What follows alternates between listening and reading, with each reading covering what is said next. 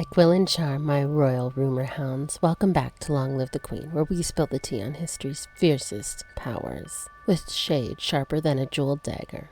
I'm your girl serving Queen's Court gossip, the segment steamier than a king's DMs after a coronation. Tonight, we're trailing Anne of Bohemia, the 14th century queen who waltzed into England's court and turned it upside down.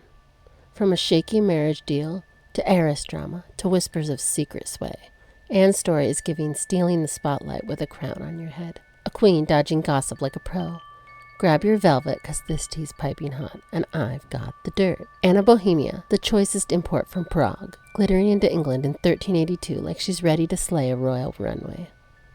Born in 1366, she's the daughter of the Holy Roman Emperor Charles IV, with a pedigree shinier than a Met Gala guest list.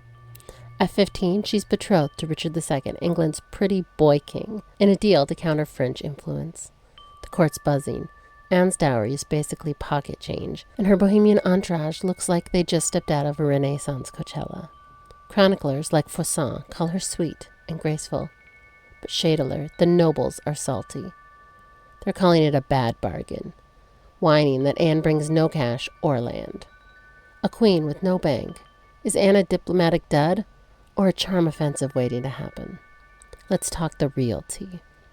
Anne's marriage to Richard, adorable but problematic.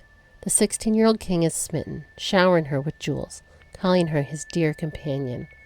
Their medieval hard eyes and poetry. But the court's clock is ticking and Anne's not having a baby. By the 1380s, no babies are in sight, and whispers start swirling. Some blame Anne's delicate health, hinting at its secret ailments or stress from court drama. Others, the shady ones, mutter about curses or divine punishment tied to Richard's rocky reign. Historians like Alison Weir say there's no proof of infertility issues, but the gossip's relentless. A queen under pressure to deliver. Is the heiress vibe her fault or just bad luck? The spicier rumor? Anne's spending habits raise eyebrows.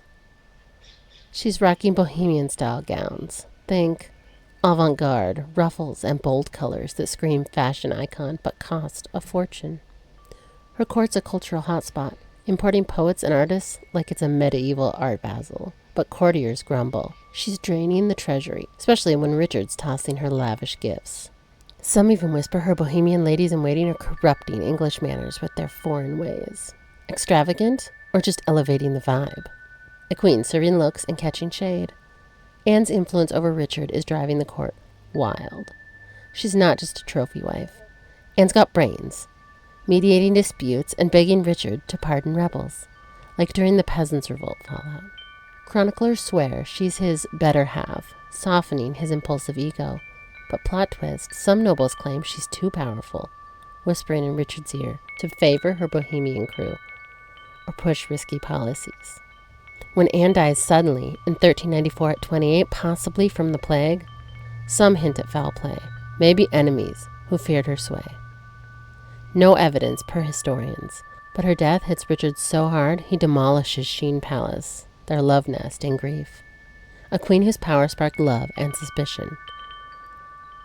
Puppet or puppet master? Anne's credited with bringing Bohemian culture to England, inspiring Chaucer, and fashion trends that last decades. Her childless reign fuels Richard's downfall, but she's mourned as a saintly queen, her scandals fading into legend. Was she a naive import or a savvy influencer who played the game? A star who burned bright and left the court shook. Anne, you rewrote the royal script. Send your juiciest royal gossip to me at longlivethequeenpodcast@gmail.com. Slide into my DMs on Facebook or Instagram at Long Live the Queen Podcast, or skip the line and join the VIP crew on Patreon. The link is in the show description. I'll see you in a few weeks for more gossip, or if you're on Patreon, I'll see you next week, every week, with royal gossip. Till then, keep slaying, and long live the Queen.